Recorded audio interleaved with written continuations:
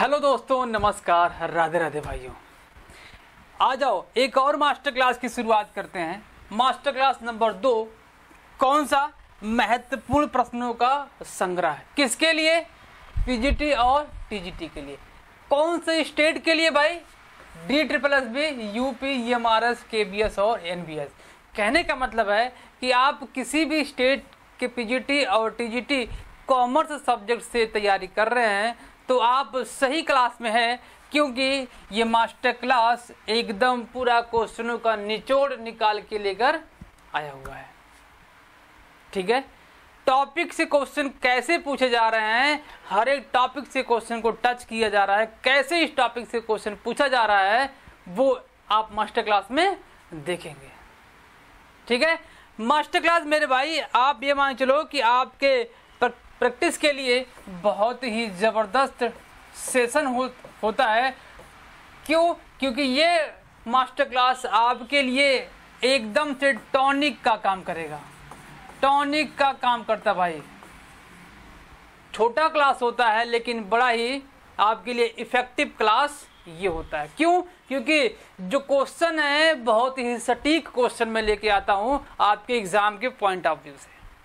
ठीक है, तो चलो शुरुआत करते हैं। आज का पहला क्वेश्चन क्या है मेरे भाई? पहला क्वेश्चन एक बार आप लोग पढ़ें, इसके बाद आंसर जरूर अपने मन से कीजिएगा और देखिएगा मैं जो आंसर बताता हूँ क्या आपने सही किया है। आप अपने आप को चेक भी कीजिएगा कि ये मैंने सही किया है। 25 क्वेश्चन है। 25 क्वेश्चन में अगर आप 20+ क्वेश्चन सही कर रहे हैं अपने आप से, तो इसका मतलब आप राइट डायरेक्शन में जा रहे हैं, आपकी तैयारी अच्छी है। तो आप एक बार जरूर अपने मन से करिएगा, इसके बाद मैं जो बताऊंगा उसको आप देखिएगा। ठीक है, चलो। कह रहा है कि तरलता का सबसे कठोर परीक्षण, ये किसकी बात कर रहा है? कठोर परीक्षण की बात कर रहा है भाई। अभी तक हमसे क्वेश्चन पूछ रहा था कि तरलता का सबसे तरलतम अनुपात कौन सा होता है और सबसे तरल अनुपात कौन सा होता है, ये पूछता था। लेकिन इस क्वेश्चन में क्या है? कह रहा है कि सबसे कठोर परीक्षण कौन सा है। 3 होते हैं, एक चालू, एक लिक्विड, करंट लिक्विड और एब्सोल्यूट लिक्विड। ये तीनों में से आपको आंसर करना होता है कि ये कौन से लिक्विड कौन से रेशियो में आते हैं। सबसे तरल में कौन आता है, उसके बाद में कौन आता है, उसके बाद में कौन आता है। अगर तरलतम की बात करेंगे तो सबसे सटीक और सबसे तरल अनुपात कौन सा माना जाता है? आपका माना जाता है कि निरपेक्ष, मतलब कि एब्सोल्यूट जो आपका अनुपात होता है वो माना जाता है, एब्सोल्यूट रेशियो।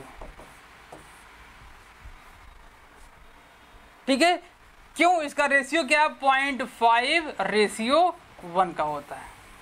ये मैंने इसलिए लिखा है क्योंकि ये जो रेशियो है ना, कई बार एग्जाम में पूछा गया पॉइंट है। क्या? 0.5:1 का, किसका? एब्सोल्यूट का सबसे तरलतम अनुपात इसी को माना जाता है। इसके बाद किसको माना जाता है? इसके बाद माना जाता है लिक्विड को, लिक्विड रेशियो को माना जाता है। या इसी को क्या बोलते हैं? एसिड टेस्ट रेशियो बोलते हैं, या इसी को क्विक रेशियो बोलते हैं। तो ये इसके बाद का अनुपात है, मतलब 1:1 का होता है। इसके बाद लास्ट में कौन होता है? Current ratio. Current ratio in the sense 2:1। ये आप जरूर इसको नोट डाउन करिएगा।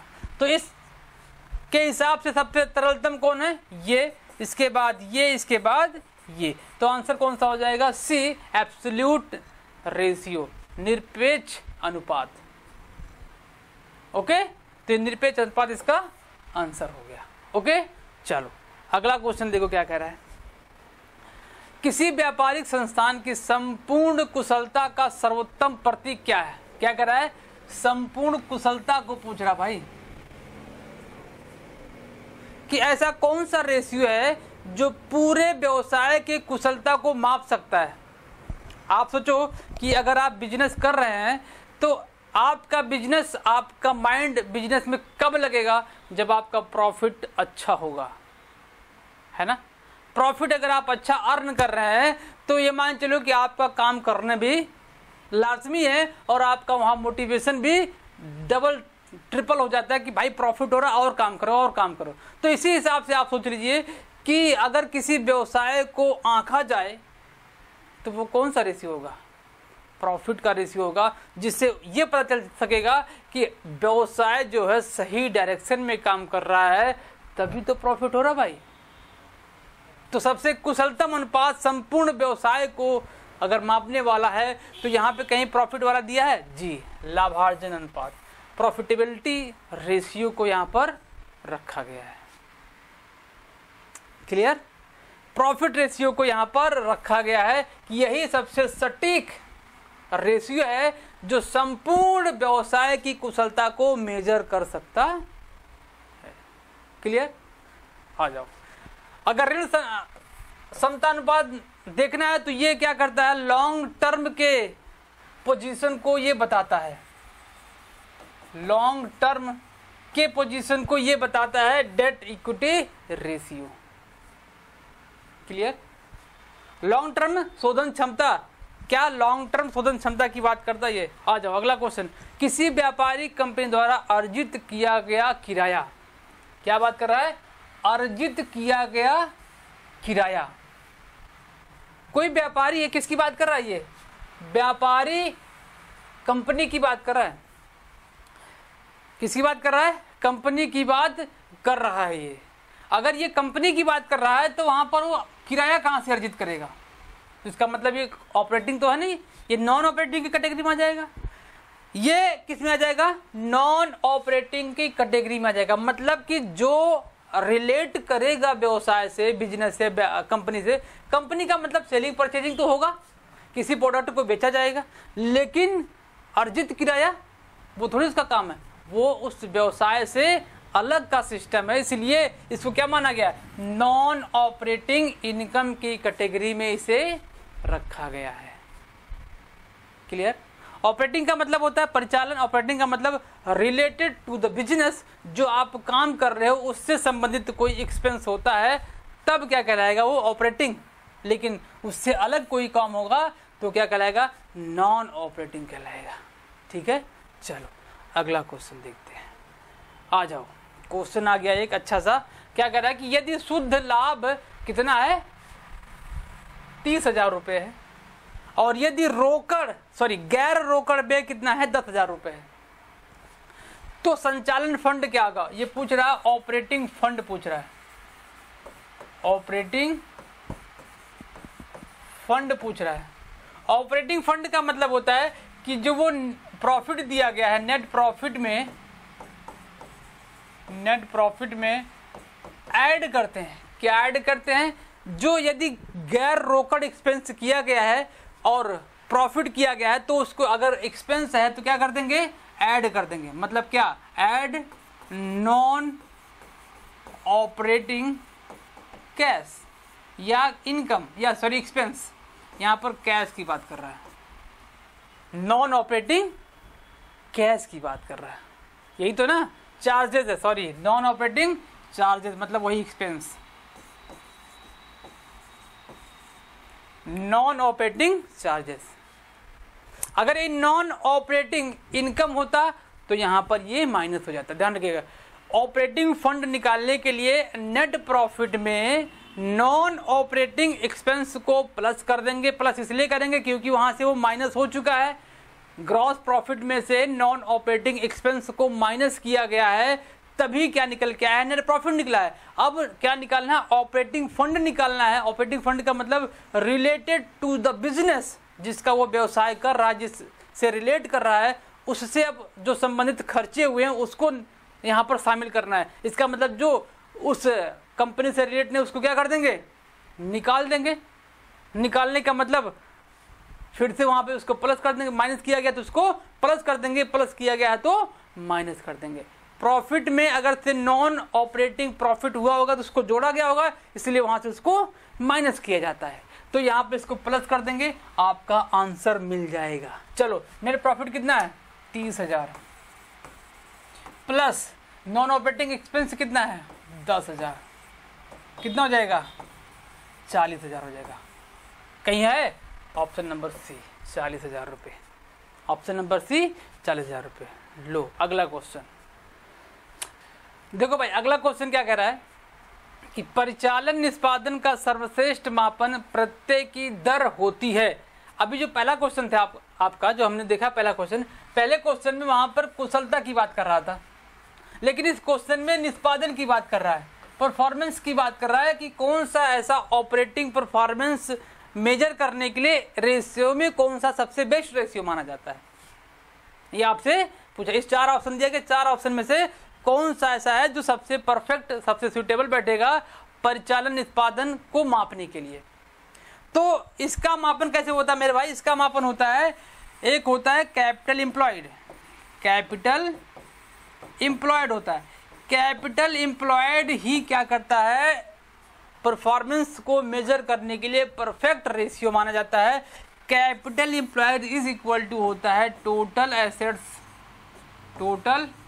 Assets minus current liabilities. ये इसका फॉर्मूला है कैपिटल एम्प्लॉयड निकालने का, और इसी से एक सर्वश्रेष्ठ निष्पादन को मेजर करने के लिए इसी का प्रयोग किया जा सकता है। तो ऑप्शन में कहीं दिख गया टोटल एसेट नहीं, फिक्स एसेट नहीं, share holder equity no, net capital employed. कौन सा, नेट कैपिटल एम्प्लॉयड ये ऑप्शन है जो ये आपको ये बताएगा कि कैसे काम हो रहा है, काम सही रूप से हो रहा है कि नहीं हो रहा है। अगर नहीं हो रहा है तो इसको सुधारा जाए, नहीं तो लॉस मेकिंग बिजनेस बनता चला जाएगा। ओके, तो ये काम कौन सिखाता है, net capital employed. Next question देखो, क्वेश्चन क्या कह रहा है, बेचे गए माल की लागत 50,000 रुपये है, प्रारंभिक तथा अंतिम स्टॉक क्रमशः 15,000 और 25,000 रुपये। अब आपसे पूछा है stock turnover ratio. Stock turnover ratio निकालने के लिए फॉर्मूला क्या बनता है भाई, देखो स्टॉक टर्नओवर रेशियो निकालने का फॉर्मूला बनेगा stock turnover ratio is equal to COGS divided by क्या, एवरेज स्टॉक। ये फॉर्मूला बनेगा किसके निकालने के लिए, COGS निकालने के लिए, है ना मजे की बात। अब आपको COGS निकाल के दिया है 50,000 रुपये, फॉर्मूले पे रख देंगे। एवरेज स्टॉक नहीं दिया, निकाल लेंगे, ओपनिंग में क्लोजिंग को जोड़कर 2 से डिवाइड कर देंगे, तो ये दोनों कितना हो जाएंगे, 25, 15, 40, 40 में 2 से भाग करेंगे 20,000 रुपये। काटो इसको, 50,000 भागे कितना 20,000, 4 जीरो यहाँ से काट दो, कट गया 4 जीरो, कितना बचा, 5 में 2 से भाग करेंगे तो कितनी बार जाएगा, 2 दूनी 4 और कितना बचा 1, तो 5, 1 बचा ना, पॉइंट लगा देंगे तो 5 दूनी 10, कितना जाएगा 5, 2.5 क्या है कहीं 2.5, ये देखो बी वाला 2.5 इसका आंसर हो जाएगा। ठीक है, नेक्स्ट क्वेश्चन, एक और क्वेश्चन आ गया, एक फर्म का चालू अनुपात 5:3 है, कार्यशील पूंजी कितना है 20,000 रुपये। देखो करंट रेशियो आपका दिया है 5:3, इसकी कार्यशील पूंजी कितनी दी गई है 20,000 रुपये। इसकी चालू संपत्तियों का मूल्य क्या होगा, आपसे पूछ रहा है करंट एसेट पूछ रहा है। अब आप देखो कि करंट रेशियो का फॉर्मूला क्या होता है, current asset divide by current liability. तो चालू संपत्तियां निकल सकता है इस फॉर्मूले से, अगर से आपको करंट लायबिलिटी दिया गया होता ये या ये दिया गया होता, आपको ये पता है, 2 वैल्यू पता होता तो आपको आराम से एसेट की वैल्यू निकल जाती, लेकिन आपको केवल एक की वैल्यू पता है क्या, 5:3 डिवाइडेड बाई कितना, CA डिवाइड बाई CL। एक हमको चाहिए, करंट लायबिलिटी हमको चाहिए, तब जाके क्या मिलेगा, करंट एसेट मिलेगा। निकालो ना, आओ मैं तरीका बताता हूँ निकालने का, कैसे निकलेगा। वर्किंग कैपिटल दिया गया है, तो वर्किंग कैपिटल इक्वल टू क्या होता है, current asset minus current liabilities, ये होता है। करंट एसेट की वैल्यू देखो ये क्या है 5 है, वर्किंग कैपिटल कितना दिया 20,000, अच्छा 20,000 के स्थान 20,000 रखो। वर्किंग कैपिटल और करंट एसेट कितना दिया गया 5 माइनस कितना है, ये देखो आ गया 20,000 इज इक्वल टू 2 आ गया, कितना आ गया 2 आ गया। अगर आपको एक निकालना है, एक की वैल्यू, 2 की वैल्यू 20,000 है, तो एक की वैल्यू कितनी हो जाएगी, एक की वैल्यू 20,000 डिवाइडेड बाई 2, कितना आ गया? 10,000 रुपये। 10,000 रुपये क्या आ गया आपको? 1 की वैल्यू आ गया। अगर आपको 1 की वैल्यू 10,000 रुपये पता है तो 5 की वैल्यू कितना होगा? ये तो पूछ रहा है। 5 की वैल्यू लो, current asset equal to 10,000 into 5 कितना आ जाएगा? 50,000। आंसर 50,000 कहीं दिया गया? हाँ। अगर आपसे लायबिलिटी पूछता तो क्या निकल जाता? Current liability is equal to 10,000 equal to कितना? इंटू 3 इक्वल टू कितना आ जाता है? 30,000। है ना आसान क्वेश्चन? बिल्कुल आसान क्वेश्चन है भाई, बस क्या होना चाहिए आपको? थोड़ा सा सिस्टम पता होना चाहिए। तो आंसर नंबर बी सही है। नेक्स्ट क्वेश्चन, देनदार 84 100 रुपये मतलब 8,400 रुपये दिया गया है। Reserve for the bad debt 400 रुपये दिया गया है। बिक्री लागत दी गई है, सीओजीएस दिया गया है। क्या आपको सीओजीएस दिया गया है? कितना? 36,000 रुपये। प्रॉफिट ऑफ द सेल कितना दिया गया? 40% दिया गया है। किस पर? लाभ बिक्री का। बिक्री का है तो मतलब नीचे माइनस होगा। आपसे पूछ रहा क्या?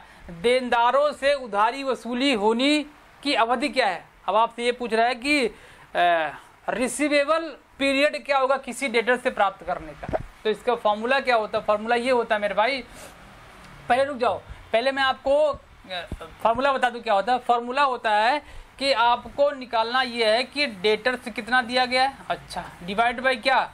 नेट सेल कितना दिया गया है, इंटू 365 ये इसका फॉर्मूला होता है रिसीवर क्या निकालने का? ये डेट्स कलेक्शन पीरियड निकालने का। अब आप ढूंढेंगे नेट सेल कितना दिया गया, अच्छा नहीं पता, कहीं दिया नहीं दिया, लेकिन डेटर दिया गया है। डेटर आपका नेट डेटर कितना है?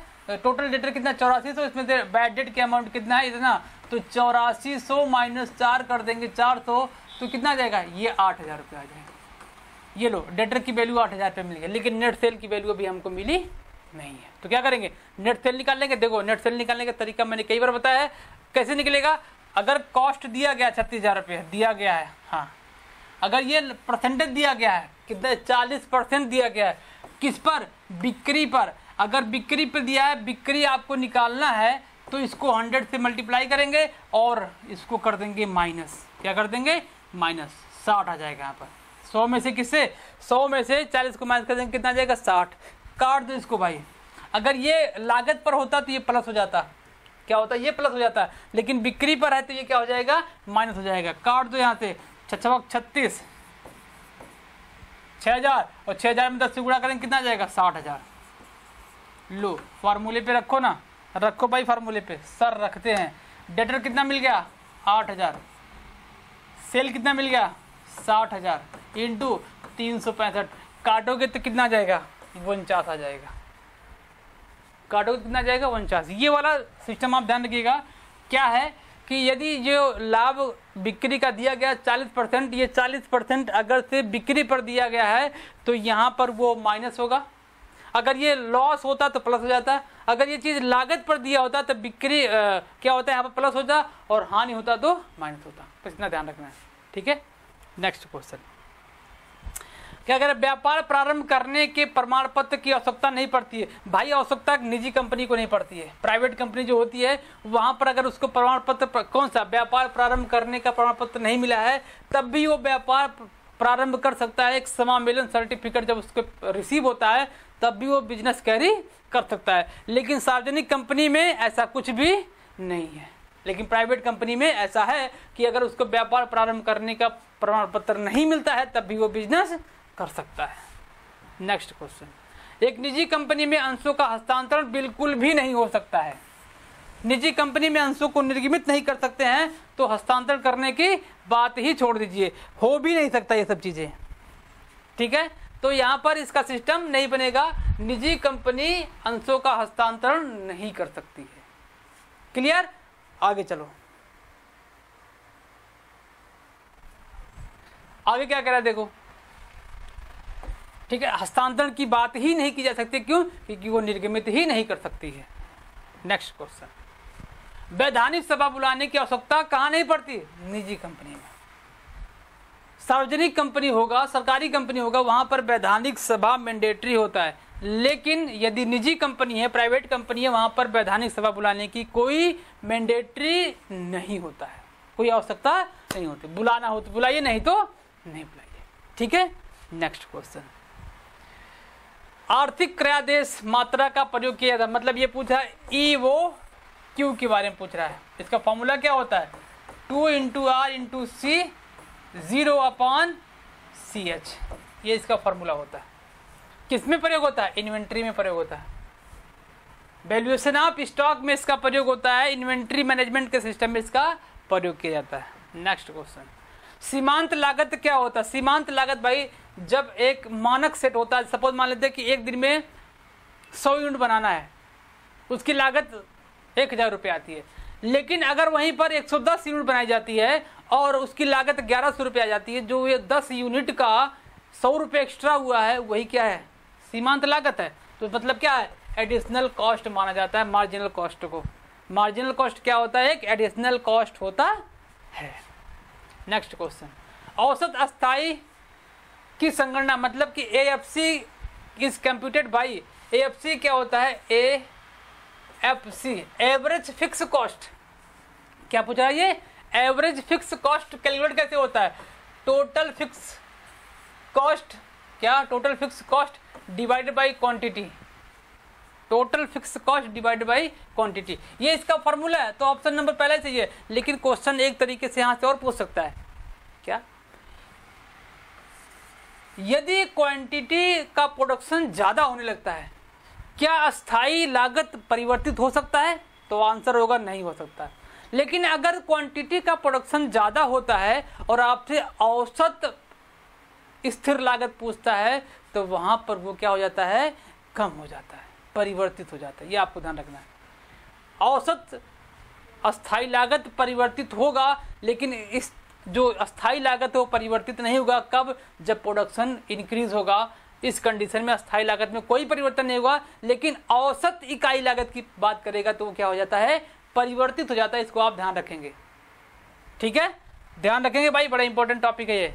यदि कारखाना उपरव्यय 70,000 रुपये हो, जिसका 70% बिक्री के साथ परिवर्तित होता हो, मतलब क्या? ये पूछ रहा है वेरिएबल कॉस्ट। क्या कह रहा है ये? वेरिएबल कॉस्ट कितना है? 70%।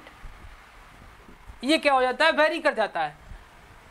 तो इसमें स्थिर भाग की राशि क्या होगा? ये जो आपका कारखाना उपरव्यय है 70,000 में कह रहा है कि 70% जो है वो परिवर्तित होता है, मतलब वेरिएबल कॉस्ट है। क्या है? Variable cost. अगर हम 30% निकालेंगे तब भी आपका आंसर आ जाए, क्योंकि अगर 70% वेरिएबल कॉस्ट है 100 में, तो 30% क्या होगा? फिक्स कॉस्ट होगा। अगर आप 30% निकालोगे तब भी आपका आंसर हो जाएगा 21,000, या 70% निकाल के यहाँ से इसको माइनस कर दो, दोनों तरीका है। तो आंसर क्या हो जाएगा? 21,000 रुपये। कारखाना लागत एवं कार्यालय उपरव्यय के योग को कहते हैं। अगर कारखाना लागत है, ये देखो जितने भी डायरेक्ट एक्सपेंस हैं, direct expense, direct material and direct labour है, सबको जोड़ेंगे तो क्या निकल के आता है? प्राइम कॉस्ट निकल के आता है। अब इसमें फैक्ट्री ओवरहेड को जोड़ेंगे तो क्या निकल के आता है? फैक्ट्री कॉस्ट निकल के आता है। वर्क कॉस्ट जिसे कहते हैं, वर्क कॉस्ट बोलते हैं। ये लो, अब वर्क कॉस्ट में अगर से जोड़ेंगे क्या? ऑफिस ओवरहेड, तो क्या निकल के आएगा आपका? उत्पादन लागत निकल के आएगा। क्या निकल के आएगा? उत्पादन लागत आपका निकल के आ जाएगा। क्लियर? तो ऑप्शन नंबर 20 का सही आंसर है। मूल लागत तथा कारखाना उपरव्यय के योग को कहते हैं। अब देखो, प्राइम कॉस्ट प्लस, अभी मैंने बताया ना, प्राइम कॉस्ट में यदि फैक्ट्री ओवरहेड को जोड़ देंगे तो क्या बन जाएगा? वर्क कॉस्ट बन जाएगा, मतलब फैक्ट्री कॉस्ट बन जाएगा। नेक्स्ट क्वेश्चन, ये कहाँ से? ये कॉस्ट शीट से क्वेश्चन निकल के आ रहा है। कॉस्ट शीट से हमेशा एक क्वेश्चन आपके टीजीटी एग्जाम में बनता ही बनता है, तो कॉस्ट शीट आप अच्छे तरीके से पढ़ेंगे। नेक्स्ट क्वेश्चन क्या है? यदि मूल लागत 50,000 है तथा कारखाना लागत 70,000 रुपये हो, योम कारखाना व्यय कारखाना उपरव्यय का 50% हो। देख लो कैसे क्वेश्चन को फंसा रहा है। यदि मूल लागत, पहले प्राइम कॉस्ट देख लो भाई, प्राइम कॉस्ट निकाल के दिया कितना, 50,000 दिया गया। अब कह रहा है कि कारखाना लागत आपका वर्क कॉस्ट भी निकाल के दे दिया कितना, 70,000। ओके, इन दोनों के बीच में गैप जो है इसका मतलब कितने का, 20,000 का। ये 20,000 क्या है, फैक्ट्री ओवरहेड है,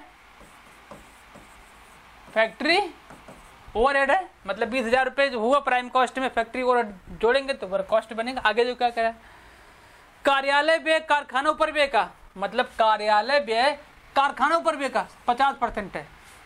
ऑफिस एक्सपेंस, ऑफिस एक्सपेंस कितने, 20,000 का कितना परसेंट, 50% है, तो कितना जाएगा ये, 10,000 आ जाएगा। अच्छा, 50% हो तो उत्पादन लागत क्या होगा। अभी हम लोगों ने देखा था कि वर्क कॉस्ट में, फैक्ट्री कॉस्ट में यदि ऑफिस एक्सपेंस को जोड़ दिया जाता है तो क्या बन जाता है, उत्पादन लागत बन जाता है। अगर आपके पास वर्क कॉस्ट कितना दिया है, 70,000 रुपये दिया है और ऑफिस एक्सपेंस मैंने निकाला 10,000 है, तो 70,000 प्लस 10,000 इक्वल टू क्या हो जाएगा, ये लो 70,000 प्लस 10,000 क्या हो जाएगा आपका, 80,000 आपका आ जाएगा। उत्पादन लागत कितना, 80,000 रुपये। ऑप्शन नंबर डी सही है, ऑप्शन नंबर डी इसका आंसर है। ओके, नेक्स्ट क्वेश्चन, यदि ठेका 50% पूर्ण हो गया है तो समांतर लाभ की निम्न में से कौन सी राशि क्रेडिट की जाएगी। देखो, यदि 1/4% काम पूरा हुआ तो 1/3% ट्रांसफर किया जाएगा, कितना, कितनी राशि क्रेडिट की जाएगी, 1/3% किसका, अनुमानित लाभ का।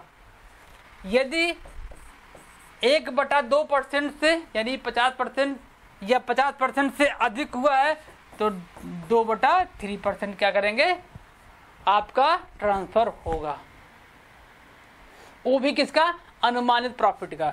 तो क्वेश्चन में क्या 50% मतलब ये 1/2%, ये क्या होता है, ये होता है 25%। 25% से लेकर कहाँ तक, 50% तक अगर काम हुआ है तो कितना, 1/3% ट्रांसफर करेंगे। और यदि 1/2% से आगे या इतना हुआ है तो 2/3 कहिए, ये बिल्कुल ऑप्शन नंबर सी। देखो, नगद अनुपात के गुणा द्वारा अर्जित लाभ का 2/3 अगर ये डायरेक्ट देता था हम आंसर तुरंत मान, लेकिन ये शब्दों में बयां कर रहा है, 2/3 अंकों में ना देकर किसमें दिया है, शब्दों में दिया है कि बच्चे कंफ्यूज है, लेकिन ऐसा बिल्कुल भी नहीं होना है। आवाज हेलो हेलो, ठीक है। नेक्स्ट क्वेश्चन कह रहा है कि निम्नलिखित में से कौन सा छोटा प्रतिदर्श है। भाई छोटा प्रतिदर्श मतलब किसकी बात कर रहा है, सैंपल की बात कर रहा है। ये किसकी बात कर रहा है, सैंपल की बात कर रहा है। अगर सैंपल 30 से कम है तो छोटा प्रतिदर्श माना जाता है, अगर ये 30 से अधिक है तो ये क्या बोला जाता है, ये स्मॉल बोला जाता है, ये लार्ज बोला जाता है। क्या बोला जाता है, ये लार्ज बोला जाता है। क्लियर। तो 30 से कम तीनों है तो मतलब ऑप्शन नंबर डी सही है कि ये छोटा प्रतिदर्श में आएगा। ध्यान रखिएगा, 30 से अगर कम है तो छोटा, अगर 30 से ज्यादा है तो बड़ा। अगला क्वेश्चन, समष्टि में बृहदी की औसत दर का परिकलन करने के लिए सर्वाधिक उपयोग किया जाने वाला औसत क्या है। किसकी बात कर रहा है, ये आप देखिएगा, समष्टि में बृहदी की औसत दर का परिकलन। कुल मिला जुला के ना आप अंग्रेजी देखो क्या कर रहा है, ग्रोथ इन द पॉपुलेशन।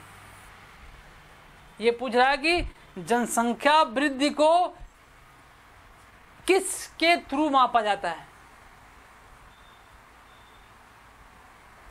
अगर से जनसंख्या वृद्धि की बात करेंगे तो ज्यामितीय है, मतलब ज्योमेट्रिक। अगर से खाद्य की बात करेंगे तो अंक गणितीय है, अंक गणितीय है।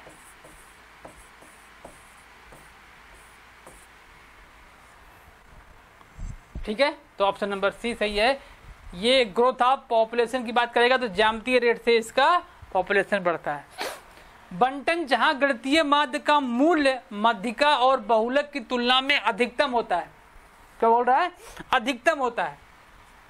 अगर से माध्य की वैल्यू माध्यिका और बहुलक से अधिकतम है तो उसका जो पोर्शन होगा वो धनात्मक माना जाता है। क्या माना जाता है, धनात्मक। यही तो ना, देखो ये होता है x greater than m greater than z, यही तो ना। तो ये पॉजिटिव साइन है, ये क्या है, ये असममित श्रेणी की बात कर रहा है। तो x बार ग्रेटर देन m z, अगर ये वाला ऐसे है तो इसका मतलब ये ऋणात्मक है, लेकिन ये क्या कर रहा है, अधिकतम की बात कर रहा है। अधिकतम का मतलब इसकी बात कर रहा है। तो धनात्मक आंसर कौन सा, बी वाला है, धनात्मक है। ये असममित श्रेणी की बात कर रहा है ये। ओके, नेक्स्ट क्वेश्चन, किसी महाविद्यालय के छात्रों का ग्रामीण और शहरी जब 2 गुणों के आधार पर किसी को बांटा जाएगा, ये क्या लिखा है, ग्रामीण और शहरी,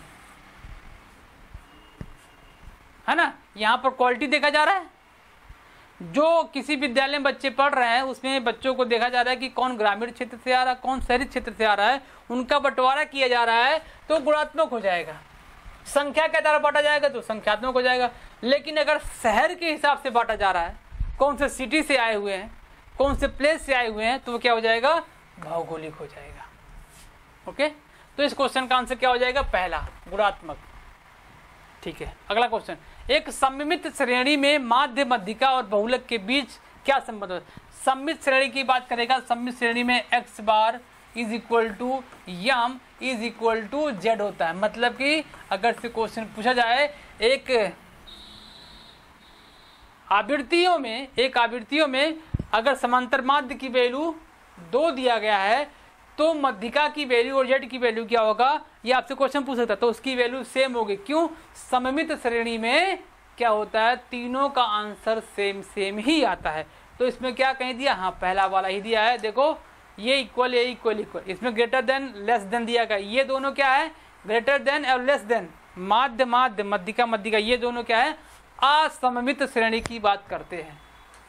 किसकी बात कर रहे हैं, ये सिमेट्रिक है ये, और दूसरा इसिमेट्रिक होता है।